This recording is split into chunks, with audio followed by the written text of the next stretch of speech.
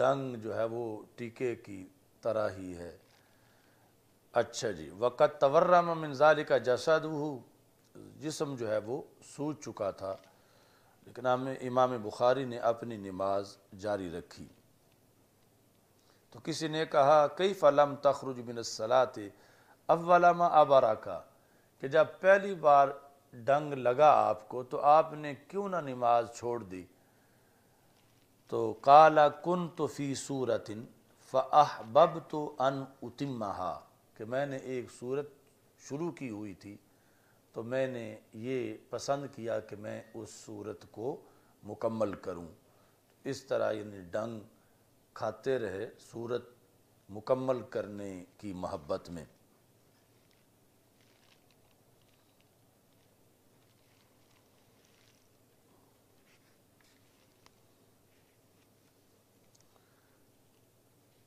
تین سو چھ صفحے پر، یعنی یہ بھی وہ جو پیچھے گزرا ہے آپ کا مختلف کتابیں متبرک مقامات پر لکھنا، اس کے ساتھ یہ لکھنا ہے کہ معتقدات و نظریات بخاری میں امام ذہبی نے 306 صفحے پہ لکھا کہ محمد بن ابی حاتم کہتے ہیں املا یومن علی حدیثا کثیرا، کہ ایک دن املا کروائی مجھے امام بخاری رحمہ اللہ تعالیٰ نے بہت سی احادیث کی، فخاف ملالی، ملال کے ساتھ یا ہے، کوئی ملالہ کی طرف نہ چلا جائے، فخاف ملال ملالی ملالی، تو آپ کو خدشہ محسوس ہوا میرے ملال کا، یعنی ملول ہونے کا، رنجیدہ ہونے کا، کہ استاد صاحب نے لکھوا کے تھکا دیا ہے، فخاف ملالی، تو امام بخاری کو خدشہ ہوا میرے ملال کا کہ کہیں میں لکھ کے تھک نہ گیا ہوں۔ فقالا، تو امام بخاری نے مجھے حوصلہ دیا، طب نفسا، خوش رہو، فإن اہل الملاہی فی ملاہیہم، کہ جو اہل ملاہی ہیں، جتنے بھی لہو و لعب عیش و عشرت میں مصروف لوگ، وہ اپنے ملاہی کے اندر ہیں، وہ اہل الصناعات فی صناعاتہم، اور صنعت کار اپنی صنعتوں میں ہیں، والتجار فی تجاراتہم، اور تاجر اپنی تجارتوں میں ہیں، وانت مع النبی واصحابہ صلی اللہ علیہ وسلم، اور تم رسول اکرم صلی اللہ علیہ وسلم کے ساتھ ہو اور صحابہ کرام رضی اللہ تعالی عنہم کے ساتھ ہو، یعنی یہ معیت، یعنی یہ حضوری، کہ حدیث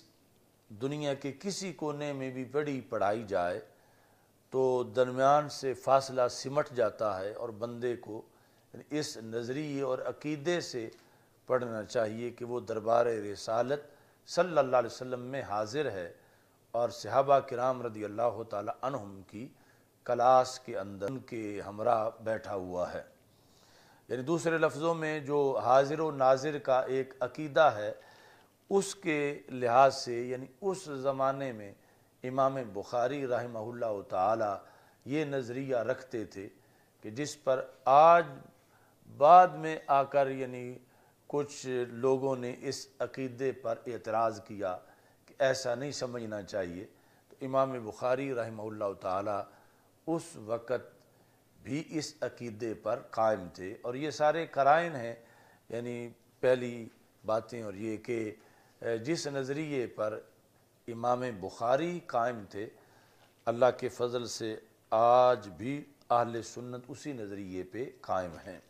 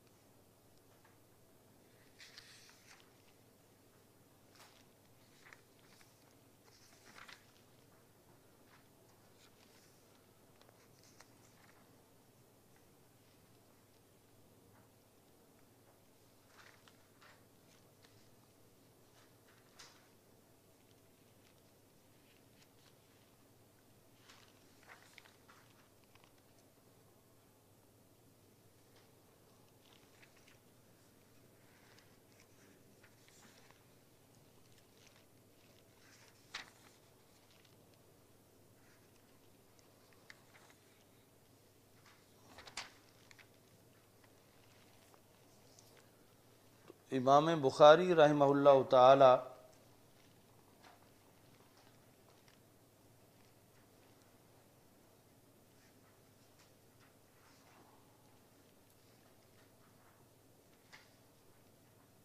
جب نیشا پور میں تھے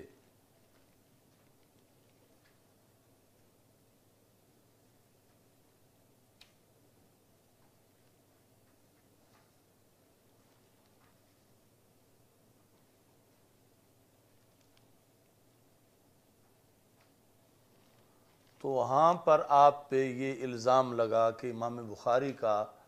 عقیدہ جو ہے وہ خلق قرآن کا ہے،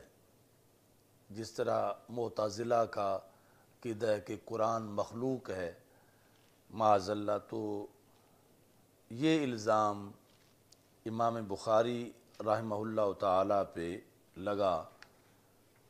محمد بن یحییٰ زہلی کی طرف سے، جو اساتذہ میں پہلے ان کا ذکر آیا ہے۔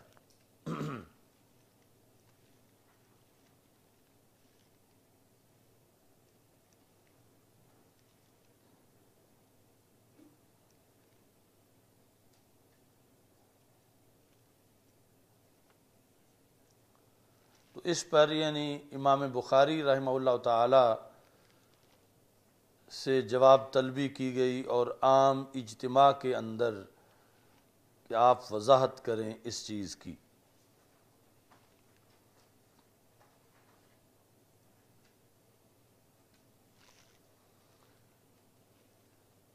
تو بہرحال آپ کا موقف جو ہے اس پر اسے توڑ موڑ کے پیش کیا جا رہا تھا۔ یہ 312 صفحے پہ لکھا ہے کہ امام بخاری نے اپنا موقف پھر اس طرح بیان کیا: حرکاتہم و اصواتہم و اقتصابہم و کتاباتہم مخلوقۃ، کہ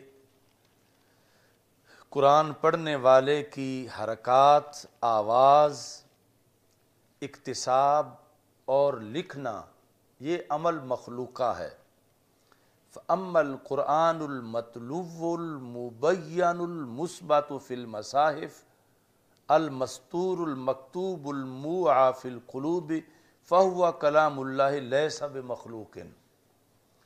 کہ آپ نے یہ کہا کہ جس کی تلاوت کی جا رہی ہے، یعنی تلاوت کرنا تو ایک فعل ہے، اور وَاللَّهُ خَلَقَكُمْ وَمَا تَعْمَلُونَ، لیکن جو مطلوب ہے، جس چیز کی تلاوت کی جا رہی ہے، وہ اللہ کا کلام ہے، وہ مخلوق نہیں ہے۔ اور لکھنا تو ایک فعل ہے، مگر جس کو لکھا گیا ہے المثبت فی المصاحف، وہ اللہ کا کلام ہے، وہ مخلوق نہیں ہے۔ المستور المکتوب، یہ سب اس لکھنے کے لحاظ سے۔ الموعى فی القلوب، وہ جو دلوں میں محفوظ ہے۔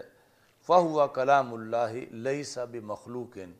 وہ اللہ کا کلام ہے اور وہ مخلوق نہیں ہے۔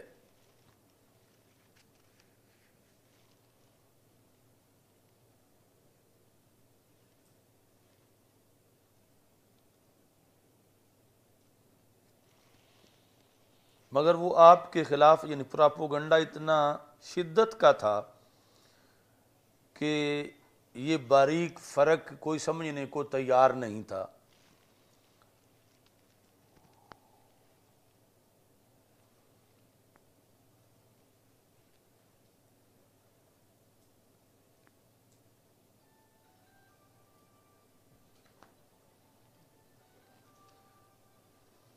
امام بخاری نے پھر اپنا یہ بیان بھی جاری کیا: من زعم انی قلت لفظی بالقرآن مخلوق فہو کذاب فانی لم اقلہ۔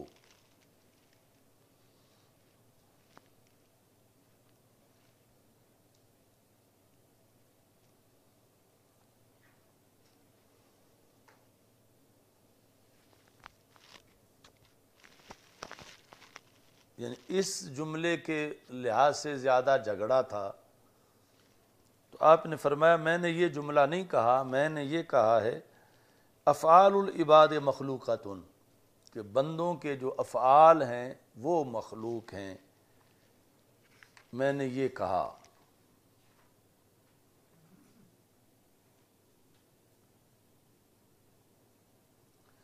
لیکن بالآخر یعنی وہ اختلافات اتنے شدید تھے کہ امام بخاری کو نیشہ پور چھوڑنا پڑا، اور امام بخاری کی وجہ سے امام مسلم نے وہ امام یحییٰ بن زولی سے جتنا لکھا ہوا تھا سارا رجسٹر جا کے واپس کر آئے کہ آپ نے جو پڑھایا ہے میں وہ واپس کر رہا ہوں، میں امام بخاری کی حمایت میں ہوں، اور یہ آپ اپنا پڑھایا ہوا واپس لے لیں۔ اچھا جی، یہ جو صفحہ نمبر 314 پہ ہے، یعنی جب اختلافات اتنے بڑھ گئے، فلما واقع بینہ و بین البخاری ما واقع فی مسئلۃ اللفظ وناد علیہ ومنع الناس عنہ، یعنی امام یحییٰ بن زولی کا تو وہ علاقہ تھا، تو امام بخاری نو وارد تھے، تو یحییٰ بن زولی نے فتویٰ دے دیا کہ کوئی بندہ بخاری کی بات نہ سنے، محمد بن اسماعیل بخاری کی تقریر نہ سنے، یہ فتویٰ صادر کیا۔ ان کاتا عنہ اکثر الناس غیر مسلم، تو اکثر لوگ امام بخاری کو چھوڑ گئے سوائے امام مسلم کے، یعنی جو بڑے بڑے علماء تھے وہ اکثر چھوڑ گئے۔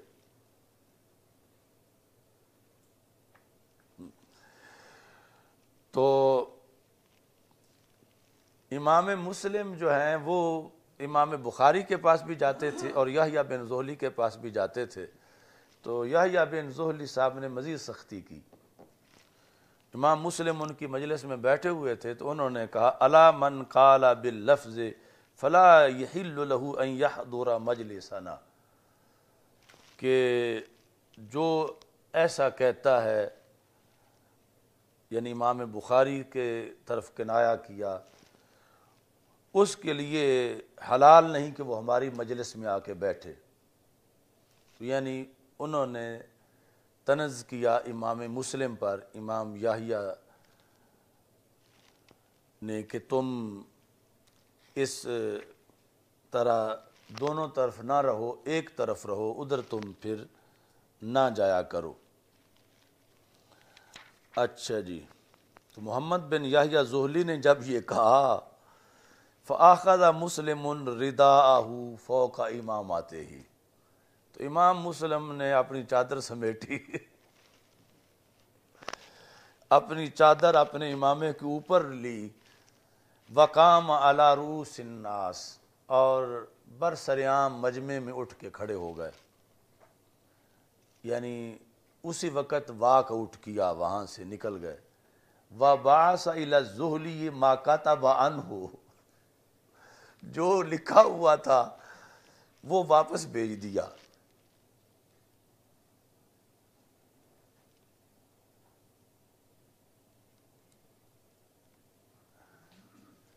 تو اس طرح یعنی اختلافات کی نوبت بھی بنی۔ تو امام بخاری جو ہیں وہ وہاں سے پھر نکل آئے، یعنی نیشہ پور سے۔ اسی 314 صفحے کے شروع میں ہے کہ جب امام بخاری گئے تھے وہاں پر نیشہ پور میں، تو وہ ایک پوری سٹیٹ تھی نیشہ پور کی، تو وہاں آپ کا بڑا استقبال ہوا،